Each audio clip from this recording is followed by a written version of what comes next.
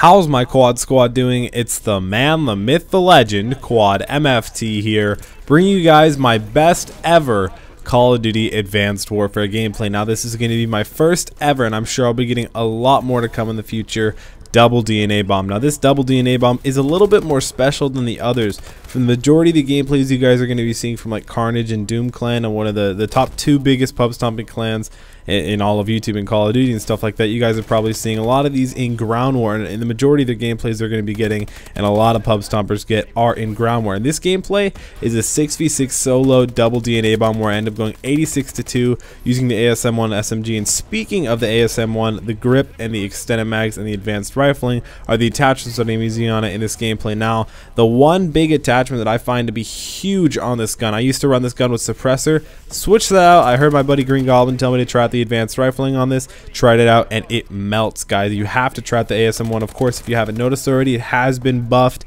They actually increased the range damage on it, which is really cool. I think that added a lot to the gun. You know, before this gun was patched and created, it was a decent SMG. You know, of course the Bal 27 always outgunned it, but now it's kind of like the ASM-1 has evolved and it's became better and can now even sometimes outgun the Bal 27, especially with something like this, the setup that I have right now, using the foregrip and advanced rifling, giving it a lot of range and not a lot of recoil, which is really important with SMGs. You know, having a lot of recoil is typically one of the things that limits using an SMG at long range. So also having extended mags, this gun I believe has like 48, maybe like 52 bullets automatically that it comes with without extended mags, and slapping extended mags on there makes this gun absolutely unstoppable when you're going in the spawn system. So that's what you guys got to do to be able to use this gun. It's a really great gun competitively, publicly. It's a good gun in Advanced Warfare. I would say I'm gonna say top two, maybe this and the Bal 27. They also buffed the MP11, but that thing is like a mini Uzi, or at least it looks like it.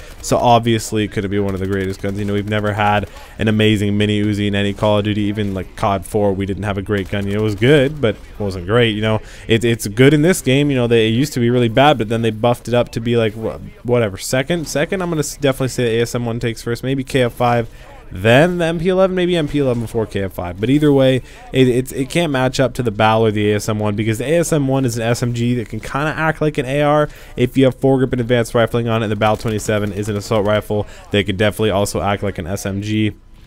Kind of like, you know, you can see like these hybrid guns being more popular. Guns like the Peacekeeper back in Black Ops 2, there was actually DLC and it was a hybrid SMG to AR. These are the more guns that are becoming a lot more common in gameplay on Advanced Warfare and you know, just Call of Duty in general. Of course, with more DLC coming out, there's probably going to be a lot of guns being hybrids. You know, seeing that the AE4 is kind of like, I don't want to say it, I want to say an LMG and an assault rifle hybrid. I know they didn't mean to do that on purpose, but that's just kind of what I take the gun as. That's what it's like. And you can see throughout this gameplay I have it sped up through some of the slower times I try and do that. Right there I pick up the first DNA bomb, and then after this I saw that I had 45 seconds, I believe it was 50 seconds left while I'd still got my first DNA bomb. I'm talking to my friend ITank on Skype while doing this, so I'm thinking like, you know, I can get the double. You know, I didn't think I'd be able to get a double for at least another month in Advanced Warfare.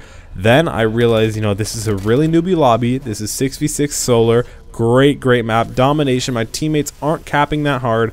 I'm going really hard. I've got a great ASM-1. I've got good connection. I've got everything I need to get a double DNA and to go 86-2. And I get the first DNA and I'm like, this is it, boys. This is it. I didn't think I was on that big of a streak on the second round, and then I started working into it and looking into it and realizing, like, you know, this is big. I need to play this carefully, you know. And so I started to do that. I started to wait till I get my system hack. And I know a few days ago, I think it was on Wednesday, kind of replacing Wisdom Wednesday just this week with Quadfathers doing some other stuff. But either way, we will have Wisdom Wednesday coming back probably Wednesday with I want to say with a few extra more questions, but I can't be sure. I think I will if you guys send in enough. But I kept my system hacks ready. I kept them up and going. You know, I made a video complaining about system hacks, but this is what I was doing. So I was keeping the system hacks up to make sure the enemy team was blinded, which is not a good thing to do. Very annoying in Advanced Warfare. I mean, if you're trying to go for good gameplays, I guess it is, but it's really up to you. I really don't like when people abuse it, even though I'm being very hypocritical by using it on my own. But either way, guys, that's what I did. I made sure I had them pinned down with my my see-through wall UAV attachment,